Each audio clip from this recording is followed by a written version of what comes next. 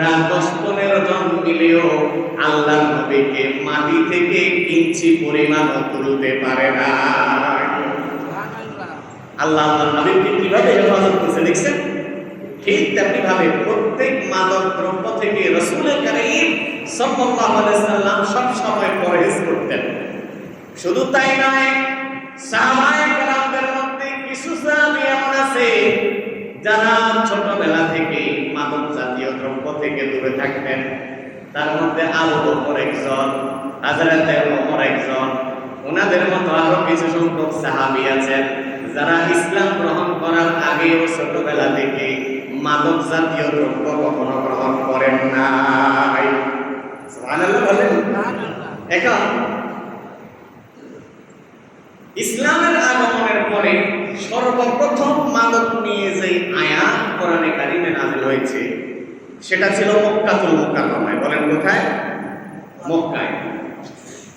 আল্লাহ রাব্বুল আলামিন মাদকের ব্যাপারে সর্বপ্রথম যে আয়াত নাযিল করেন আল্লাহ তাআলা বলেন, ওয়া মিন সামারাতিন নাখিলি ওয়া আ'নাবি তাত্তাখিযুনা মিনহু সাকারান ওয়া রিজকান হাসানা। আল্লাহ তাআলা ডাক দিয়ে বলে, ও আমার বান্দা বান্দীরা, তোমরা সাধারণত খেজুর বৃক্ষ এবং আঙ্গুর থেকে মাদক এবং উত্তম খাবার গ্রহণ করে থাকো। খেজুর বৃক্ষ এবং আঙ্গুর থেকে দুই ধরনের খাবার, মাদক উৎপাদন করা যায়, আবার খাদ্য গ্রহণ করা। কি বলেন? আঙ্গুর ফল খাবারের জন্য আমাদের পারফেক্ট পছন্দনীয় একটা ফল না? আবার এটা থেকে কিন্তু মদের উৎস, ঠিক কিনা বলেন? আল্লাহ তাআলা এটা বলে একটু মানুষের মধ্যে বুঝ ব্যবস্থা ঢুকিয়ে দিলেন যে আঙ্গুর ফল তোমরা যে মদ খাও, এটা থেকে ভালো কিছু আসে, খারাপ কিছু, নেশা জাতীয় মাদকও আসে, আমার খাদ্যদ্রব্যও আসে।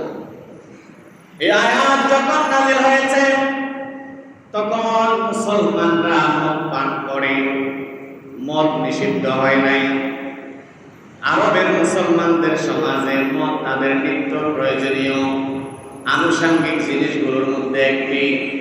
এমন কোনো অনুষ্ঠান নাই, এমন কোনো প্রোগ্রাম ছিল না যেই প্রোগ্রামের পরে তারা মাদক বা মদ সেবন করত না। যে কোনো কাউকে দাওয়াত দিলে খাবার খাওয়ার পরে মদের আড্ডা জমে যাইত, সবাই মিলে মদ পান করত, বিভিন্ন ধরনের কবিতা আবৃত্তি করত। কবিতা আবৃত্তির মধ্যে নিজের প্রশংসা, নিজের বংশের গৌরব উজ্জ্বল বিষয়গুলোকে তারা তুলে ধরত, আর বিভিন্ন জাতি গোষ্ঠীর অপমানমূলক কথাবার্তা বলতো কবিতার মাধ্যমে। মদ কি তখনও পর্যন্ত মদের বিষয়টা তাদের জন্য স্বাভাবিক ছিল, মদ হারাম ছিল না। সাহাবায়ে কেরামদের মধ্যে কয়েকজন ছাড়া সবাই মদ পান করতেন, সবাই মদ পান করতেন। অতঃপর যখন মদিনায় হিজরত করে যাওয়ার পরে হযরত ওমর রাদিয়াল্লাহু তাআলা সহ আনসারদের কিছু লোক বিষয়টা নিয়ে একদিন রাসূল কারীম সাল্লাল্লাহু আলাইহি সাল্লামের কাছে গেছেন। যে বলতেছেন, ইয়া রাসূলুল্লাহ, মদ বা মাদক দ্রব্য সেবনের কারণে মানুষের আর্থিক, পারিবারিক, ধন সম্পদের বিভিন্ন ক্ষতি সাধন হচ্ছে, চারিত্রিকভাবে ক্ষতি সাধন হচ্ছে। মানুষ মদ বা মাদক জাতীয় দ্রব্য সেবন করে বিভিন্ন অপরাধের সাথে সম্পৃক্ত হচ্ছে। ওগো আল্লাহর নবী, এ ব্যাপারে ইসলাম বা শরীয়তের নির্দেশনা কি? এই কথা কে বলছে? বলেন হযরতে ওমর রাদিয়াল্লাহু তাআলা এবং আনসারদের কিছু লোক আল্লাহ রাসূলের কাছে এসে এই কথা বলার পরে আল্লাহ রাব্বুল আলামিন তাৎক্ষণিকভাবে আয়াত নাযিল করলেন। আল্লাহ তাআলা বললেন, ইয়াসআলুনাকা আনিল খামরি ওয়াল মাইসির। ওগো আমার নবী, তারা আপনাকে মদ এবং জুয়ার ব্যাপারে জিজ্ঞাসা করে, তারা আপনাকে মদ এবং জুয়ার ব্যাপারে জিজ্ঞাসা করে। কুল ফীহিমা ইসমুন কাবীরুন ওয়া মানাফিউ লিন-নাস। আপনি তাদেরকে বলে দেন, এই দুইটার মধ্যে অনেক বড় পাপ আছে, গুনাহ আছে, ক্ষতি আছে। মদ আর জুয়ার মধ্যে কি আছে বলেন? অনেক বড় পাপ আছে, গুনাহ আছে, ক্ষতি আছে। ওয়া মানাফিউ লিন আছে মানুষের জন্য। মদ এবং জুয়ার মধ্যে বড় পাপ আছে, ক্ষতি আছে, গুনাহ আছে, অপকারিতা আছে। আবার পাশাপাশি বললেন ওয়া মানাফিউ লিন-নাস, এবং মানুষের দিকে কিছু উপকারিতাও আছে। কি আছে? উপকারিতাও আছে। অতঃপর আল্লাহ তাআলা বলেন ওয়া ইসমুহুমা আকবারু মিন নাফাইহিমা, তবে মদ আর জুয়ার মধ্যে উপকারিতার চাইতে অপকারিতার বিষয়টা বেশি। দেখেন, ডাইরেক্টলি মদকে হারাম করা হচ্ছে না। প্রথমত আল্লাহ বললেন আমার হাবিব, আপনার কাছে যারা মদ আর জুয়ার ব্যাপারে জিজ্ঞাসাবাদ করে, আপনি তাদেরকে বলে দেন দুটো জিনিসের মধ্যে ক্ষতি আছে, ক্ষতি, গুনাহ আছে, পাপ আছে। তবে আবার কিছু কিছু ক্ষেত্রে মানুষের লেগে উপকারও আছে। তবে মনে রেখো, উপকারের চাইতে অপকারিতার পরিমাণ বেশি। এই আয়াতের মাধ্যমে একটু সতর্ক করলেন, তোমরা যে মদ খাও, তোমরা যে মাদক দ্রব্য সেবন করো, এটার দ্বারা যদিও কিছু ফায়দা আছে, তবে ক্ষতির পরিমাণ বেশি। এই আয়াত নাযিল হওয়ার পরে সাহাবায়ে কেরাম কিছু কিছু মদ পান ছেড়ে দিলেন, সবাই ছেড়ে দেন নাই। কেন ছেড়ে দেন নাই? কারণ এই আয়াতের মধ্যে অনুৎসাহিত করা হয়েছে, বাকি মদকে সরাসরি হারাম করা হয় নাই। এই মদের মধ্যে মদের উপকারিতার ক্ষতির দিকটা আলোচনা করে অনুৎসাহিত করা হয়েছে, সরাসরি নিষেধাজ্ঞা দেওয়া হয় নাই, হারাম করা হয় নাই। তখন পর্যন্ত সাহাবায়ে কেরামদের অনেকেই মদ পান করতেন। এই আয়াত নাযিলের বেশ কিছুদিন পরে প্রসিদ্ধ একজন সাহাবী আব্দুর রহমান ইবনে আউফ রাদিয়াল্লাহু তাআলা আনহু, সাহাবায়ে কেরামদের মধ্যে ওনার কয়েকজন বন্ধু বান্ধবকে ওনার বাড়িতে দাওয়াত করলেন, নিমন্ত্রণ করলেন। দাওয়াতের মধ্যে হযরত আলী রাদিয়াল্লাহু তাআলা সহ কয়েকজন সাহাবীরা আসলেন। খাবার দাবার আদায় করার পরে আব্দুর রহমান ইবনে আউফ সবার জন্য মদ বিতরণ করলেন, মদ উপস্থাপন করলেন। হযরত আলী রাদিয়াল্লাহু তাআলা আনহু সহ উপস্থিত সকল সাহাবায়ে কেরাম মদ পান করলেন। কি করলেন? মদ পান করলেন। অতঃপর মাগরিবের নামাজ আযান হয়ে গেল। আব্দুর রহমান ইবনে আউফের বাড়িতে মাগরিবের জামাত প্রস্তুত। ইমামতির জন্য হযরত আলীকে ঠেলে দেওয়া হলো। সুবহানাল্লাহ। ইমামতি করার জন্য হযরত আলী রাদিয়াল্লাহু তাআলা কে সামনে দেয়া হলো। হযরত আলী ইমামতিতে দাঁড়ায় গেছেন, সূরাতুল ফাতিহা তেলাওয়াত করেছেন। তেলাওয়াত করার পরে ফাতিহার সঙ্গে সূরা কাফিরুন তেলাওয়াত আরম্ভ করলেন। সূরা কাফিরুন তেলাওয়াত করতে গিয়া প্রথম আয়াত ঠিকমতো করলেন, কুল ইয়া আইয়ুহাল কাফিরুন লা আ'বুদু মা তা'বুদুন। দ্বিতীয় আয়াতের মধ্যে যাইয়া লা শব্দটা বাদ দিয়া আ'বুদু মা তা'বুদুন করলেন। আ'বুদু মা, লা আ'বুদু মা তা'বুদুন থেকে করছেন কি? আ'বুদু মা তা'বুদুন, লা বাদ দিবেন। আরবি এমন একটা বিষয়, আপনি যদি কোথাও টান আছে টানেন নাই, অথবা কোথাও টান নাই টানছেন, অথবা কোথাও একটা অক্ষর বাদ দিছেন, অথবা কোথাও একটা জের জবর বাদ দিছেন, অর্থ পরিবর্তন হয়ে যাবে। এটা বাংলা ইংরেজি না, মনে জানতে চাই আপনি পড়বেন। কথা বুঝেন? যে হযরত আলী তেলাওয়াত করতে চায়া লা আ'বুদু মা তা'বুদুনের জায়গায় আ'বুদু মা তা'বুদুন বললেন, লা বাদ দিলেন। যার অর্থ হলো তোমরা যার ইবাদত করো আমিও তার ইবাদত করি। নাউজুবিল্লাহ বলেন। এই আয়াত, এই সূরাটা কাফিরদের ব্যাপারে নাযিল হয়েছে। আল্লাহ রাসূল কাফিরদেরকে বলতেছে, হে কাফির সম্প্রদায়, তোমরা যার ইবাদত করো আমি তার ইবাদত করি না। এখন হযরত আলী বললেন, তোমরা যার ইবাদত করো আমিও তার। কত বড় কথা! নাউজুবিল্লাহ বলেন। অথচ অর্থ ছিল তোমরা যার ইবাদত করো আমি তার ইবাদত করি না। আলী লা বাদ দেওয়ার পরে অর্থ হয়ে গেছে তোমরা যার ইবাদত করো আমিও তার ইবাদত করি। এই ঘটনাটা আল্লাহর হাবিবের কানে চলে গেছে। আল্লাহর হাবিব আফসোস করলেন, চিন্তা করলেন। আল্লাহর হাবিবের অবস্থা দেখে আল্লাহ তাআলা মদ হারাম করার তৃতীয় পর্যায়ের আয়াত নাযিল করলেন। কোন পর্যায়ে? তৃতীয়। প্রথম ধাপ ছিল কি? যে তোমরা খেজুর বৃক্ষ এবং আঙ্গুর থেকে মদ এবং খাবারের দ্রব্য সংগ্রহ করো, খাবার সংগ্রহ করো। দ্বিতীয় পর্যায়ে মদের ব্যাপারটা যখন মদিনায় হযরত ওমর রাদিয়াল্লাহু তাআলা বললেন যে মদের কারণে ক্ষতি হচ্ছে, ইয়া রাসূলুল্লাহ, সামাজিক অবক্ষয় তৈরি হচ্ছে, দুর্ঘটনা বাড়ছে, মানুষের ধনসম্পদ নষ্ট হচ্ছে, তখন আল্লাহ তাআলা ইয়াসআলুনাকা আনিল খামরি ওয়াল মাইসির এই আয়াত নাযিল করলেন দ্বিতীয় ধাপে। এবার তৃতীয় ধাপে এই ঘটনা আল্লাহর হাবিবের কাছে গিয়ে পৌঁছলে আল্লাহর হাবিব আফসোস করলেন, চিন্তা করলেন। আল্লাহ তাআলা তৃতীয় ধাপে আয়াত নাযিল করলেন। আল্লাহ তাআলা ডাক দিয়ে বললেন, ওয়ালা তাকরাবুস সালাহ ওয়া আনতুম সুকারা, তোমরা নামাজের কাছেও যেও না যখন তোমরা মাদকাসক্ত থাকো, যখন তোমরা নেশাগ্রস্ত থাকো, ওই অবস্থায় নামাজের কাছেও। তার মানে খবরদার মদ পান করি নামাজ পড়তে যাইও না, মানে নামাজের আগে মদ পান করা যাবে, নামাজ অবস্থায় যাবে না। এটা হচ্ছে তৃতীয় ধাপে।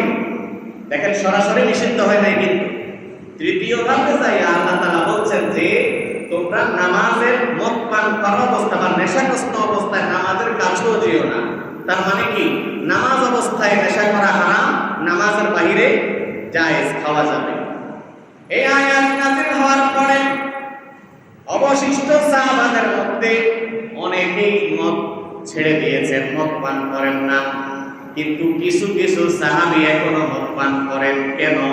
কারণ সরাসরি আল্লাহ তাআলা মদকে হারাম করেন নাই। নামাজ অবস্থায় হারাম হলেও নামাজের বাইরে হালাল, জায়েজ, খাওয়া যাবে। এজন্য অনেক সাহাবী নামাজের বাইরে মদ পান করতেন। বেশ কিছুদিন পরে এবার ইতবান নামক একজন সাহাবী ওনার বাড়িতে আরো কিছু সাহাবীকে দাওয়াত করলেন। ওনার বাড়িতে সাহাবীদের কিছু সংখ্যক লোককে দাওয়াত করলেন। ওই দাওয়াতের প্রোগ্রামে হযরত সাদ ইবনে আবি ওয়াক্কাস রাদিয়াল্লাহু তাআলা ছিলেন। খাবার দাবার আদায় করার পরে মদ পরিবেশন করা হলো। সবাই মদ খেয়ে একেবারে মাতাল অবস্থা। হযরত সাদ ইবনে আবি ওয়াক্কাস দাঁড়িয়ে কবিতা আবৃত্তি করছে আরবের রীতি অনুযায়ী। নিজের প্রশংসা, নিজের বংশের প্রশংসা করতেছে কবিতা আবৃত্তির মাধ্যমে। পাশাপাশি আনসারদের একটা গোত্রের বদনাম করতেছিল। এই বদনামের কবিতা শুইনা আনসারদের একজন যুবক দাঁড়িয়ে গোশতের একটা হাড্ডি হযরত সাদ রাদিয়াল্লাহু তাআলার মাথায় নিক্ষেপ করেছে। মানে আপনি আপনার বংশ নিয়ে কথা কন, রাগে একটা হাড্ডি হযরত সাদ ইবনে আবি ওয়াক্কাস রাদিয়াল্লাহু তাআলার মাথায় মারছে, মাথা ফুটে গেছে, আহত হয়েছে। হযরত সাদ ইবনে আবি ওয়াক্কাসের বিষয়টা আল্লাহর হাবিবের কানে যায় পৌঁছেছে। দিন দিন মদের কারণে বিভিন্ন ধরনের ক্ষতির সম্মুখীন হচ্ছে। এই ঘটনাটা যখন আল্লাহর হাবিবের কানে যায় পৌঁছেছে, আল্লাহর হাবিব আল্লাহ তাআলার কাছে হাত তুলে দোয়া করলেন, আল্লাহ মদের ব্যাপারে সুস্পষ্ট একটা বিধান আপনি নাযিল করে দেন। আল্লাহর হাবিব কি করলেন? দোয়া করলেন। দোয়া করার পরে আল্লাহর হাবিবের দোয়া কবুল হয়েছে। সুবহানাল্লাহ বলেন। আল্লাহর হাবিবের দোয়া কবুল হওয়ার পরে এবার রব্বুল আলামিন মদকে সরাসরি স্পষ্টভাবে হারাম করে কোরআনের আয়াত নাযিল করলেন। সুবহানাল্লাহ বলেন। কত নাম্বার ধাপে? চতুর্থ নাম্বার ধাপে গিয়ে, চতুর্থ নাম্বার ধাপে গিয়ে আল্লাহ তাআলা এবার সুস্পষ্ট হারামের আয়াত নাযিল করলেন। রব্বুল আলামিন ডাক দিয়ে বললেন, ইয়া আইয়ুহাল্লাযীনা আমানু ইন্নামাল খামরু ওয়াল মাইসিরু ওয়াল আনসাবু ওয়াল আজলাম রিজসুম মিন আমালিশ শাইতান ফাজতানিবুহু লাআল্লাকুম তুফলিহুন। আল্লাহ তাআলা বললেন, হে ইমানদারগণ, হে ইমানদারগণ, মদ, জুয়া, তারপরে এই মূর্তি, তীর নিক্ষেপ করা, এগুলো আমালের শয়তান, শয়তানের আমল। এগুলো তোমরা করো না। এগুলো কার কাজ? শয়তানের কাজ। রিজসুম মিন আমালিশ শাইতান, এটা শয়তানের কাজ। কে বললেন? আল্লাহ কোরআনে স্পষ্ট আয়াতের মাধ্যমে জানাই দিলেন, তোমরা মদ, জুয়া, তারপরে মূর্তি এ জাতীয় বিষয়গুলো কার কাজ? শয়তানের কাজ। আমাদের ঘরে বাড়িতে মূর্তি আছে নি? আয়ো নাই। বাচ্চাদের খেলনার নামে কত শত মূর্তি আমাদের ঘরে। খেলনার জিনিসের অভাব পড়ছে, মূর্তি কিনে দেয়, পুতুল কিনে। পুতুলে তো মূর্তি, পুতুল যেটা কিনছেন ওটাই মূর্তি। প্রত্যেকের ঘরে রং বেরঙের ছবি সাথে রঙে টানানো থাকে, সেলফের মধ্যে বা বিভিন্ন তাকের উপরে বিভিন্ন রকমের পুতুল সাজানো থাকে, ঠিক কি না? এগুলো করবেন না, ফেরেশতা ঢুকবে না, ফেরেশতা ঢুকবে না। কোন জীবের ছবি রাখা যাবে না, মূর্তি তো দূরের কথা, মূর্তি তো রাখা যাবেই না। আচ্ছা যাই হোক, আল্লাহ তাআলা বললেন যে এটা হলো কার কাজ? শয়তানের কাজ। এগুলো করা কার কাজ? শয়তানের কাজ। অতঃপর রব্বুল আলামিন বললেন ফাজিতানিবুহু লাআল্লাকুম তুফলিহুন। সুতরাং তোমরা এগুলো থেকে বিরত থাকো, তাইলে তোমরা সফলতা অর্জন করতে পারবা। যতক্ষণ এগুলোর সাথে সম্পৃক্ত থাকবা সফল হইতে পারবা না। যুব সমাজ কানে মনোযোগ দিয়ে শোনো, যারা নেশার সাথে জড়িত আছো জীবনে ভালো কিছু করা সম্ভব হবে না। আমাদের চোখের সামনে কত নেশাখোর, কত বড় বড় অপরাধ কইরা জেলখানায় বসতেছে, ঠিক কি না? কত নেশাখোরের সংসার তছনছ হয়ে গেছে, কত নেশাখোর সন্তান মাইরা ফেলছে, কত নেশাখোর মা বাবারে মাইরা বসছে, কত নেশাখোর নিজের স্ত্রীকে হত্যা করেছে। যারা নেশার সঙ্গে যুক্ত আছো, আল্লাহ বলেছেন এটা শয়তানি কাজ, এটার দ্বারা সফলতা আসবে না। তোমাকে যদি সফলতা আনতে হয় নেশা চাইরা দিতে হবে। প্রিয় ভাইরা আমার, এই আয়াত নাযিল করার পরে সাহাবায়ে কেরামের মধ্যে এমন একটা অবস্থায় তৈরি হয়েছে, সবাই এই আয়াত শোনার পরে বলতেছে ইনতাহাইনা ইনতাহাইনা, আমরা মদ থেকে বিরত হয়ে গেলাম, মদ থেকে বিরত হয়ে গেলাম, মদ থেকে বিরত হয়ে গেলাম। সুবহানাল্লাহ। সাহাবীদের মধ্যে মানার মাত্রার গুণ কত পরিমাণে ছিল জানেন? যখন এই আয়াত নাযিল হয়েছে তো আল্লাহর হাবিব সাল্লাল্লাহু আলাইহি ওয়াসাল্লাম একজন ঘোষককে বললেন, যাও মদিনার গলিতে গলিতে যাও, যায়া মানুষদেরকে বলো আল্লাহর পক্ষ থেকে মদকে হারাম করা হয়েছে, কেউ যেন আর মদ না খায়, মদ যেন ছেড়ে দেয়। এই এলান যখন করা হচ্ছিল, এলানটা শোনার পরে যার ঘরে মদের মটকা ছিল, আরবের প্রত্যেকটা ঘরে ঘরে বড় বড় মাটির মটকায় মদ তৈরি হতো, বড় বড় কলসিয়ার ডেকের মধ্যে মদ রাখতো। আমরা সাধারণ পানি যেভাবে পান করি তারা মদটাকে সেভাবে পান করত, যার কারণে প্রত্যেকটা আরবের ঘরে মদের পেয়ালা ছিল, মদের হান্ডি ছিল, পাতিল ছিল। এই ঘোষণা শোনার পরে প্রত্যেকেই মদের মটকাগুলোকে রাস্তায় নিক্ষেপ করেছে। সুবহানাল্লাহ। প্রত্যেকেই মদের পাতিলগুলোকে রাস্তায় ফেলে দিয়েছে, মদের পেয়ালাগুলো পর্যন্ত রাখে নাই, যে পেয়ালায় মদ পান করতো পেয়ালা পর্যন্ত ফেলে দিয়েছে। এমনও ঘটনা হয়েছে আল্লাহর বান্দা মদটা ঠোঁটের কাছে নিয়েছে, পান করবে, চুমু দিবে, এমন মুহূর্তে রাস্তার মধ্যে ঘোষণা হচ্ছে, আয়াত নাযিল হয়েছে মদ ছেড়ে দাও। এই ঘোষণা শোনার সাথে সাথে ঠোঁটের কাছ থেকে মদ সহ মদের গ্লাসটা রাস্তায় ছুঁড়ে মেরেছে সাহাবায়ে কেরাম। এজন্যই সাহাবায়ে কেরাম সত্যের মাপকাঠি, আপনাকে মানতে হবে। আপনি নিজেকে ইমানদার দাবি করতে হলে সাহাবায়ে কেরামকে ঈমান আর সত্যের মাপকাঠি মানতে হবে। এটা কোনো ছাড় নাই, এ ব্যাপারে কোনো ছাড় নাই। কারণ সাহাবায়ে কেরামকে সত্য আর ঈমানের মাপকাঠি ঘোষণা করেছেন স্বয়ং আল্লাহ। আমিনু কামা আমানান নাস, তোমরা ঈমান আনো লোকেরা যেভাবে ঈমান এনেছে। আমানান নাস মানে সাহাবায়ে কেরাম। বন্ধুগণ আমার, মদিনার রাস্তার মধ্যে মদের বন্যা শুরু হয়ে গেছে। কিতাবের মধ্যে আসছে ওই দিন মদিনার রাস্তায় মদ পানির স্রোতের মতো গড়াচ্ছে, গড়াই পড়িয়েছে। শুধু তাই নয়, কিছুদিন অনেকদিন পর পর্যন্ত যখনই বৃষ্টি হইতো, বৃষ্টির সঙ্গে মদের ঘ্রাণ মাটির থেকে বের হতো। এই পরিমাণে তারা মদকে ছুড়ে ফেলেছে। আমাদের সামনে যখন ইসলামের বিধিবিধান আসে, আমরা কি পারি এরকম ছুড়ে ফেলতে? আমাদেরকে বলা হয়েছে সুদ হারাম, এতে আরো সুদ বেশি গায়। ঘুষ হারাম খাইস না, এতে আরো বেশি গায়। মিথ্যা বলিস না, এতে 90% মিথ্যা করে, ঠিক কিনা বলেন? আর সাহাবায়ে কেরামকে বলা হয়েছে অমুক কাজ করো না, শেষ করে নাই। অমুক কাছ থেকে ফিরে আসো, ফিরে আসছে সাথে সাথে, কোনো কথা নাই, কোনো চুক্তি নাই, কোনো ইয়ে নাই, গবেষণা ব্যাখ্যা নাই। আল্লাহ তাআলা আমাদেরকে সাহাবায়ে কেরামের ঈমানের মতো ঈমানওয়ালা হিসেবে তৈরি করার তৌফিক দান করেন। আমিন। বাকি আলোচনা ইনশাআল্লাহ আগামী সপ্তাহে করব। ওয়া মা তাওফীকি ইল্লা বিল্লাহ। আসসালামু আলাইকুম ওয়া রাহমাতুল্লাহি ওয়া বারাকাতুহু।